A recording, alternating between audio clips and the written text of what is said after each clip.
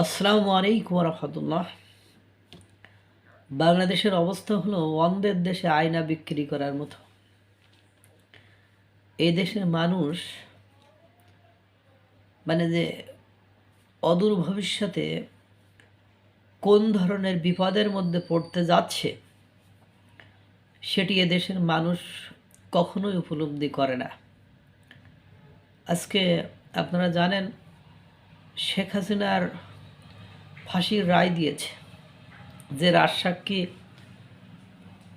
পুলিশের আইজিবি তার 5 বছরের কারাদণ্ড দিয়েছে এবং আসাদুজ্জামান খান কামাল নাকি ওনাকে ফাঁসির রায় দিয়েছে।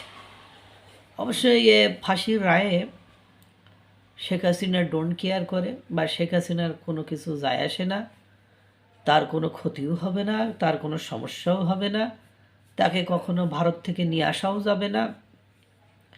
কিন্তু ক্ষতি যা হওয়ার সেটা বাংলাদেশের হয়ে যাচ্ছে।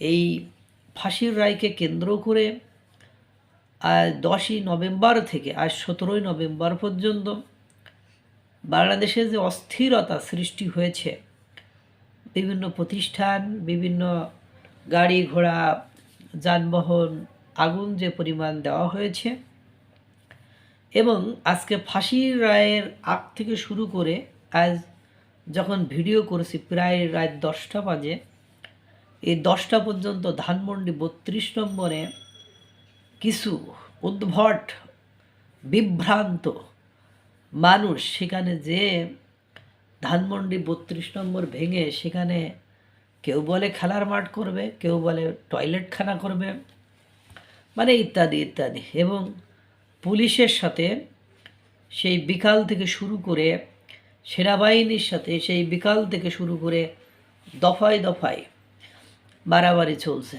সেখানে আমরা দেখেছি একজন পুলিশকে তারা কি দিয়ে কিভাবে লাথি মেরে মোটরসাইকেলের উপরে ফেলে দিল।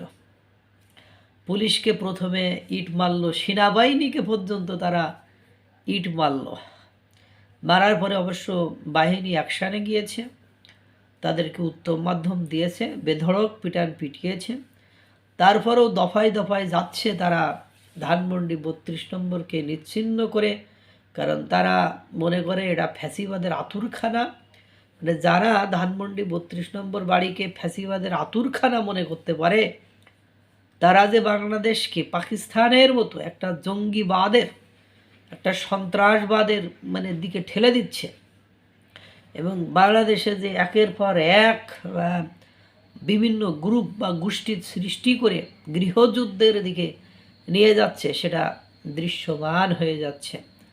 আজকে বাংলাদেশের সাথে সেই চট্টগ্রাম নিউ মরিন টার্মিনাল সহ আরও 2টা টার্মিনাল দেওয়ার চুক্তি কিন্তু হয়ে গিয়েছে। সারাদিন শেখ হাসিনার রায়কে কেন্দ্র করে বিভিন্ন স্থানে মিছিল মিটিং হয়েছে এবং আওয়ামী লীগ প্রতিক্রিয়া জানিয়েছে। তারা বিভিন্ন স্থানে গাছপালা কেটে ফেলে অগ্নিসংযোগ করে তারা প্রতিবাদ করেছে। পাশাপাশি ধানমন্ডির এই বিষয়টিকে সামনে রেখে মিডিয়া যাতে ওই দিকে মাথা না ঘামায়, সবার নজর যাতে এদিকে থাকে, এই বিষয়টিকে ওই বিষয়টিকে আড়াল করে ফেলেছে। এবং আপনারা জানেন এই বিষয়টিকে কেন্দ্র করে এবার আরও যে কত কিছু হবে তার কোনো ঠিক ঠিকানা নেই। এই যে দেখেন 10ই নভেম্বর থেকে শুরু করে আজ 17ই নভেম্বর পর্যন্ত একটা দিনে, নট এ সিঙ্গেল ডে, অগ্নিসংযোগ ছড়া কাটে নাই। আগুন জ্বলছে, গাছপালা পুড়াচ্ছে, গ্রামীণ ব্যাংকে আগুন দিচ্ছে, জুলাই স্মৃতিস্তম্ভে আগুন দিচ্ছে। এরপরে দেখবেন এই যে কাহিনী শুরু হলো, এতে করে দেখবেন একের পর এক হতাহত। এই যে শুরু হয়েছে, এটা গৃহযুদ্ধেরই নামান্তর। ওরা 32 নম্বর ভাঙতে আসে, এরা গ্রামীণ ব্যাংক ভাঙে। এই যে পরিবেশ পরিস্থিতির উদ্ভূত যে পরিবেশ পরিস্থিতির সৃষ্টি হয়েছে, এই পরিবেশ পরিস্থিতিতে কোনোভাবেই নির্বাচন দেওয়া সম্ভব নয় এবং বিদেশি কোনো বিনিয়োগ এদেশে হবে না।